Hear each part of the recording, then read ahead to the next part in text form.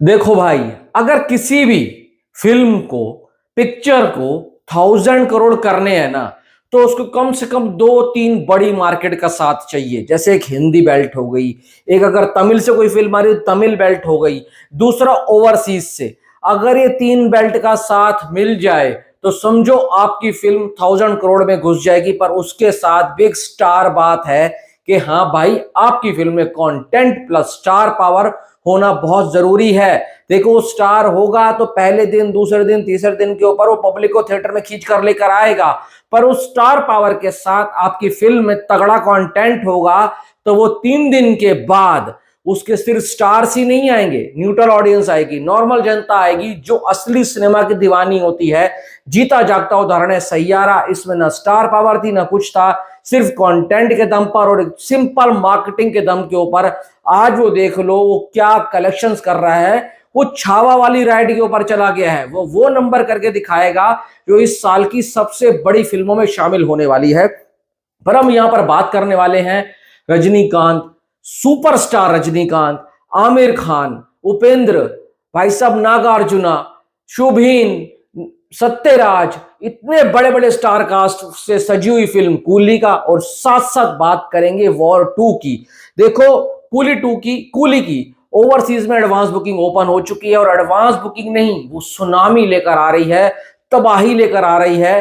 कल तक का डेटा तो $500 था, $500K, यानी कि $5 लाख। आज जब मैं वीडियो बना रहा हूं मुझे नहीं पता अभी क्या डेटा आया है, पर उम्मीद है कि आज 6 लाख से ऊपर डॉलर ये यूएस डॉलर क्रॉस कर लेगी। ये मतलब कि 5.5 करोड़ के आसपास का नंबर अभी रिलीज से इतने दिन पहले लेकर आ रही है, वो भी प्रीमियर का। तो सोचो कितनी बड़ी तबाही है होने वाली है। अब एक और खबर निकल कर आई है कि नॉर्थ अमेरिका के अंदर जो इसका प्रीमियर होना था ना, उसको 1 घंटे पहले शिफ्ट कर दिया गया है। यानी कि जब 13 अगस्त को इंडिया में 7:30 बज रहे होंगे, 7:30 बज रहे होंगे, तो वहां पर नॉर्थ अमेरिका के अंदर इसका प्रीमियर शो शुरू हो जाएगा और वहां पर सुबह के 5:30 होंगे। तो समझ रहे हो, इस फिल्म वालों ने कमर कस ली है, किसी भी मामले में किसी को भाई कम नहीं सोच रहे हैं और दबाकर जान लगा रहे हैं। उनको पता है तमिल इंडस्ट्री इस वक्त जो है ना क्राइसिस से गुजर रही है। कोई बड़ा सुपरस्टार हो बड़ी फिल्म दे नहीं पा रहा है। थला अजीत ने भाई साहब गुड बैड अगली में 300 साढ़े 300 करोड़ कलेक्शन करा, पर उस नंबर तक नहीं पहुंच पाए।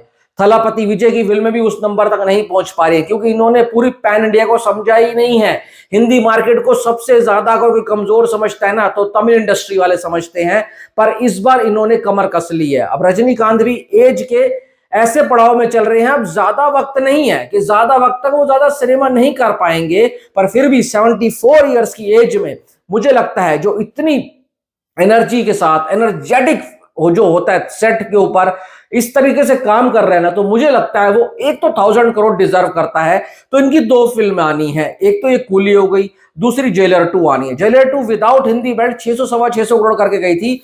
उस वक्त अगर नेल्सन ने इस फिल्म को हिंदी बेल्ट में ढंग से बेचा होता ना, तो हो सकता है मिलाकर 1000 करोड़ करके चले जाते। अब इस फिल्म से उम्मीद है 1000 करोड़ करेगी, पर इसको कम से कम ना 150-200 करोड़ हिंदी बेल्ट से लेकर आना होगा, 300 करोड़ ओवरसीज से लेकर आना होगा और बचा हुआ कलेक्शन इसको तमिल से, तेलुगु से, कन्नड़ से, मलयालम से, और इनकी स्टार कास्ट भी ऐसी इन्होंने उठाई है कि सारी लैंग्वेज को टारगेट कर रहे हैं। पर इस सारी लैंग्वेज को टारगेट करने के लिए इन सबके ऊपर बैठा है captain of the ship Lokesh Kanakraj. जिस बंदे ने इतनी बड़ी स्टार कास्ट को लेकर आया है, अगर इस सारी स्टार कास्ट को एक सही से स्क्रीन प्ले दे दिया तो भाई साहब 1000 करोड़ का सपना तमिल सिनेमा से सच होते हुए नजर आ रहा है और ओवरसीज में वो कमाल दिख भी रहा है। दिल से चाहता हूं रजनीकांत सर पहले 1000 करोड़ लेकर जाएं और साथ साथ लोकेश कनकराज को मिलेगी। उससे भी बड़ी बात, तमिल इंडस्ट्री, तमिल सिनेमा जो है रिवाइव होगा और वो भी और लोगों के साथ कंधे से कंधा मिलाकर खड़ा होगा और भाई साहब 1000 करोड़ का आंकड़ा छू कर जाएगा। क्योंकि अगर आप देखो ना तो कन्नड़ा इंडस्ट्री भी 1000 करोड़ दे चुकी है, तेलुगु वाले तो भाई साहब देते ही रहते हैं, हिंदी बेल्ट वाले भी दे चुके हैं। इनके पास नहीं है 1000 करोड़, जिसकी बहुत ज्यादा इस वक्त के ऊपर दरकार है। पर 1000 करोड़ हर किसी के बस की भी नहीं है, औकात के बाहर है। उसके लिए आपको दो चीजें चाहिए, कंटेंट प्लस स्टार पावर। अब आते हैं वॉर 2 के ऊपर। देखो, मैं शुरू से चीख रहा हूं, चिल्ला रहा हूं, मैं क्या हर कोई कह रहा है, अगर वॉर 2 ने 1000 करोड़ वर्ल्ड वाइड से कम किया तो भाई साहब ये अंडर परफॉर्मर मानी जाएगी। अब अंडर परफॉर्मर कैसे मानी जाएगी? अगर इसे कंटेंट में वो बात नहीं हुई, वो दम नहीं हुआ, क्योंकि इसकी स्टार पावर इतनी तगड़ी है, इतनी तगड़ी है, जो भाई साहब कोई सोच नहीं सकता कि इसका डे वन क्या आने वाला है। पब्लिक को फिल्म पसंद आ गई ना, तो भाई साहब मैं बता रहा हूं चेरी ऑन द केक होने वाला है 1000 करोड़ इस फिल्म के लिए। जैसे मैं चीखता था कि भाई साहब पुष्पा अगर 800 करोड़ से कम आएगी ना, उस वक्त के ऊपर जब उसका टीजर ट्रेलर नहीं आया था, उसकी इतनी हाइप थी, तो वो बेकार हो जाएगी। इस फिल्म के लिए 1000 करोड़ हम आराम से भाई साहब मांग सकते हैं, क्योंकि हिंदी बेल्ट से भाई साहब 500 करोड़ रुपए लाना कोई बड़ी बात नहीं है। गदर 2 लेकर आई है, जवान लेकर आई है, पठान लेकर आई है, एनिमल लेकर आई है, तो भाई साहब ये क्यों नहीं ला सकते हैं? स्त्री 2 तो सबसे बड़ी फिल्म बन गई है, अभी सैयारा 400 करोड़ क्लब में जाने वाली है, तो ये क्यों नहीं होगा? जब आपके पास जूनियर एनटीआर है, जब आपके पास ऋतिक रोशन है, जब आपको कियारा आडवाणी है, स्पाई यूनिवर्स है आपके पास, जब आपके आदि चोपड़ा जैसा बैनर है, और इतना बड़ा भाई साहब इसका डिस्ट्रीब्यूशन नेटवर्क है, इसके लिए 1000 करोड़ कोई बड़ी बात नहीं है। बस अयान मुखर्जी को संभालना होगा। तेलुगु बेल्ट 300 करोड़, हिंदी बेल्ट भाई साहब 500 करोड़, और भाई साहब ओवरसीज से 200-250 करोड़, 1000 करोड़ हो गया। अभी तो मैं तमिल से ज्यादा मांग भी नहीं रहा हूं, और तमिल से ज्यादा उम्मीद रखना भी नहीं, क्योंकि वहां पर सिर्फ और सिर्फ कूली का जलवा चलेगा, और कूली सबको हलवा बना देगा उस मार्केट के अंदर। तो भाई मजा आने वाला है। इस बार का इंडिपेंडेंस डे, उसका वीकेंड धमाकेदार जाने वाला है। थिएटर्स में भीड़ लगने वाली है। आगे वही निकलेगा जिसके भाई साहब पिक्चर में दम होगा, जिसके अंदर अच्छे अच्छे एक्शन सीक्वेंस होंगे, जिसके अंदर इमोशनल सीन ज्यादा होंगे, और पब्लिक जिसके अंदर कनेक्ट करेगी। अभी मैं ऑन ग्राउंड की बात करूं ना, तो कूली इस मामले में थोड़ी सी आगे है। वॉर 2 वालों का ट्रेलर आ चुका है, पर कूली का ट्रेलर नहीं आया है। ट्रेलर ना आने के बावजूद भी फिल्म थोड़ा सा आगे चल रही है स्लाइटली, पर फिर भी मैं कहूंगा कि डे 1 के ऊपर वॉर 2 उससे अच्छा खासा नंबर लेकर आने वाली है। पर एक बात है, ओवरसीज जो रंग दिखा रहा है ना कूली को लेकर, वो ऐसा दिखा रहा है आज तक तमिल सिनेमा के लिए किसी फिल्म ने नहीं करा है। इवन तलापति की फिल्म ने भी नहीं करा है। अब कूली का कोई रिकॉर्ड तोड़ेगा ओवरसीज के अंदर, तो वो सिर्फ जननायक आने वाली है। जननायक जो उनकी फिल्म आने, थलापति विजय की आखिरी फिल्म होने वाली है, वो तोड़ेगी। वो ऐसे भर भर कर पैसा कमाएगी, बोरे भर भर कर पैसा लेकर जाएगी, जो शायद ही तमिल इंडस्ट्री से कोई कर पाएगा। पर रजनीकांत सर इस वक्त एज के इस पड़ाव में, जो उनकी सेकंड इनिंग चल रही है ना, इतनी तगड़ी फॉर्म में आ चुके हैं। सबसे अच्छी बात, अच्छे डायरेक्टर साइन कर रहे हैं, अच्छी स्टोरीज लेकर आ रहे हैं, तो आज मजा तो आने वाला है। कल इसका जो पोस्टर आया, जो ट्रेलर पोस्टर था, कितना सॉलिड था।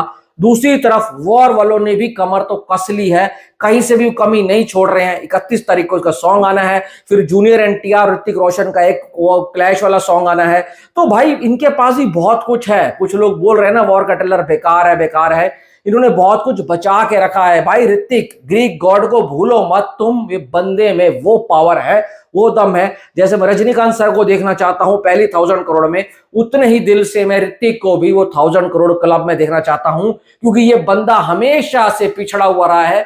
जितना टैलेंट इसके पास है, उस हिसाब से इसको कभी कलेक्शन मिला नहीं है। और भाई साहब एनटीआर तो देख चुका है 1000 करोड़, इस बार फिर से लगता है दोबारा से एनटीआर दूसरे 1000 करोड़ में घुसेगा, और भाई ऋतिक रोशन भी 1000 करोड़ क्लब में जाने वाला है। हम तो चाहते हैं दोनों की दोनों फिल्में कमाएं, और सबसे अच्छी बात, दोनों की दोनों फिल्में बहुत शानदार हो, ताकि पब्लिक दोनों ही मूवी को भाई बार बार देखने जाए। आपकी क्या राय है?